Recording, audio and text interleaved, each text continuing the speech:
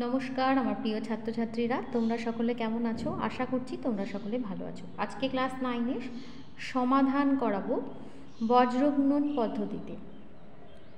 সমীকরণ সমাধানের অনেক রকম নিয়ম আছে, অপনয়ন পদ্ধতি, তুলনামূলক পদ্ধতি, পরিবর্ত পদ্ধতি, বজ্রগুণন পদ্ধতি, লেখচিত্র। এদের মধ্যে থেকে আমি বজ্রগুণন পদ্ধতিতে আজকে সমাধান করাবো।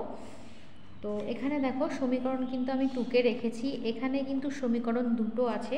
কিভাবে আছে দেখো, x/6 - 1/3 equal x/12 - 2y/3 equal 4।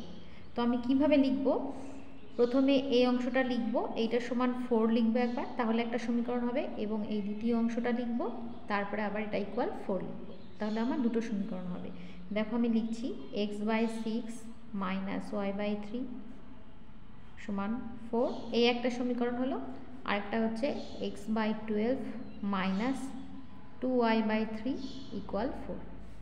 এরকম আকারে আসলে অনেক ছাত্রছাত্রীর বুঝতে অসুবিধা হয়, তো তোমরা কিন্তু সবসময় দুটো অংশ xy যুক্ত অংশকে এই ধ্রুবক পদের সঙ্গে সমান করবে। এবার কি করব দেখো, এটা লসাগু করে নিচ্ছি। 6 হচ্ছে লসাগু, ওপরে থাকছে x মাইনাস 3 দিয়ে ভাগ করছে, 3 দুগুণ 6, তাহলে 2, এখানে 2y সমান 4, বা x মাইনাস 2y সমান 4 6 24 হচ্ছে।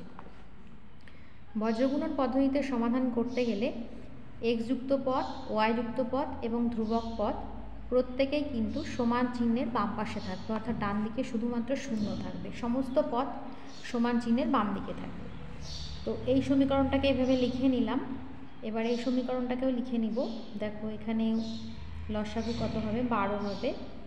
উপরে x থাকছে মাইনাস 3 4 12, 4 হচ্ছে 4 দুগুণ 8, 8y সমান 4, বা x মাইনাস 8y সমান এটা হচ্ছে 48।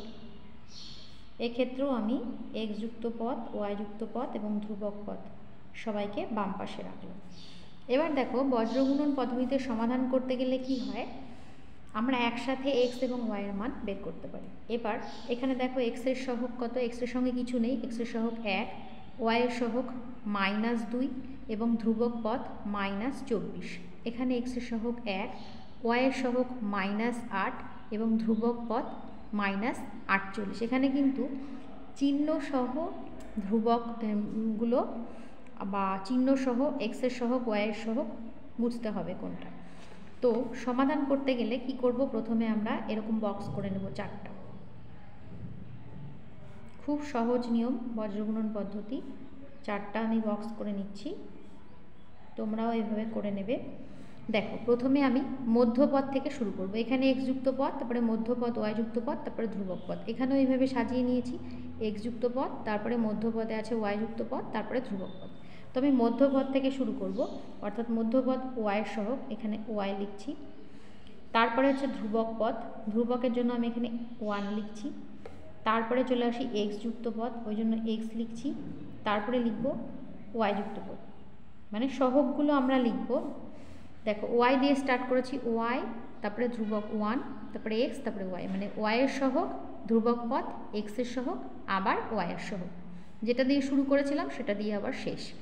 তো প্রথম সমীকরণে y এর সহগ কত আছে? -2, তাহলে এখানে -2 লিখছি। প্রথম সমীকরণে ধ্রুবক পদ কত আছে? -24 লিখলাম। প্রথম সমীকরণে x এর সহগ কত আছে? 1 আছে, কিছু নেই বলতে 1 আছে, এবং y এর সহগ কত আছে? -2। প্রথম সমীকরণের ক্ষেত্রে আমি লিখে নিলাম। এবার দ্বিতীয় সমীকরণের ক্ষেত্রে y এর সহগ কত? -8, ধ্রুবক পদ কত? -48, x এর সহগ কত? 1 এবং y এর সহগ কত? -8। এবার আমরা কি করব দেখো, এবার দেখো আমরা কি লিখব, x বাই লিখব সমান y বাই লিখব সমান 1/। এবার পদ্ধতিটার নাম কি ছিল? বজ্রগুণ, অর্থাৎ কোনাকুনি গুণ করব। -2 এর সঙ্গে -48, দেখো প্রথমে চিহ্নর গুণ করব, মাইনাস মাইনাসে প্লাস, 48 দুগুণ 96, এখানে লিখে নিলাম 96। তারপরে একটা নিয়ম অনুযায়ী মাইনাস চিহ্ন দিতে হবে। তারপরে আবার কোনাকুনি বা বজ্রগুণন করব, মাইনাস মাইনাস গুণ করলে প্লাস হচ্ছে, এবং 24 আর 8 গুণ করলে আমরা পাচ্ছি 192। এবার প্রথম কাজটা হয়ে গেল x এর নিচে। এবার দ্বিতীয় কাজ কি করব, y এর নিচে লিখব -24 আর 1 গুণ করব, তাহলে -24ই হবে। এবার নিয়মের জন্য একটা মাইনাস দিতে হবে এবং আবার কোনাকুনি গুণ হয়ে যাবে, -48 আর 1 গুণ করে -48। তাহলে একবার করে গুণ করছি, মাঝখানে বিয়োগ চিহ্ন দিচ্ছি, আবার একবার করে গুণ করছি, সমান এবার 1 এর নিচে কি লিখব, আবার 1-এর সঙ্গে -8 গুণ করে -8 মাইনাস, এটা নিয়মের জন্য, তারপরে আবার 1 আর -2 গুণ করে -2, বা এবার তাহলে কি হবে, x বাই বিয়োগটা করে নিচ্ছি -96 সমান y বাই -24 মাইনাস মাইনাসে +48 সমান 1 বাই -8 প্লাস মাইনাস মাইনাসে +2, বা x বাই -96 সমান y বাই বিয়োগ করলে 24 পাবো, 1 বাই -6 পাবো।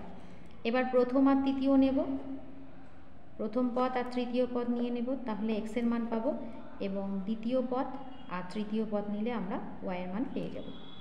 তাহলে দেখো x কত হবে, -96 বাই -6, কাটাকাটি করলে আমরা পাবো 6 ষোলো 96, এবং এখানে পাচ্ছি y সমান 24 বাই -6, 4, y এর মান -4। এই হয়ে গেল কিন্তু আমার নির্ণয় সমাধান, x এর মান 16 আর y এর মান -4।